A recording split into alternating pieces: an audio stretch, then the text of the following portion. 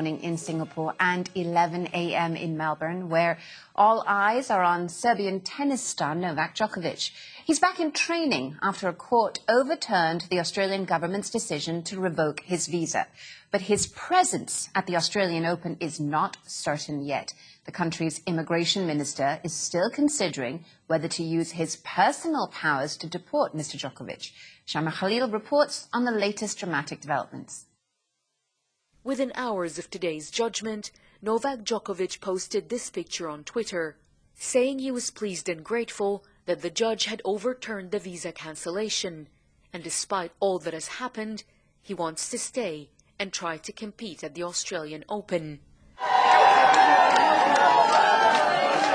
And this is the moment his supporters found out about his victory. He won! Djokovic won! What we saw today here in the court, that the Australian legal system is functioning, it is evidence-based, it is about justice. I'm extremely happy, as everyone in the Serbian community here. Djokovic's family welcomed the news, but remained cautious about what would happen with his visa.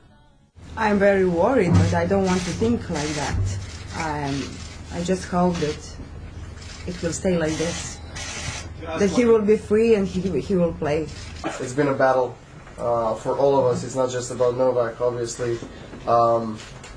We've been defending him every possible way we could because we know he's a truthful and rightful guy. While many in the tennis community believe Djokovic was unfairly treated, some argue that meeting any country's vaccination rules will pose problems for him beyond Australia.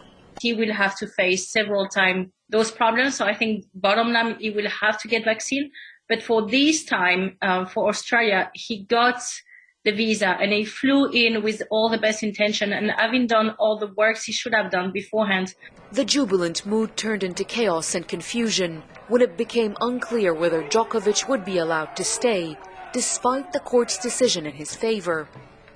At one point, Djokovic's fans thought they'd caught a glimpse of him, but they clashed with the police and were dispersed with tear gas. It's only a few days before the tournament Djokovic has dominated is due to start. But his win in court doesn't seem to have guaranteed him a chance to defend his title. Shaima Khalil, BBC News, Melbourne.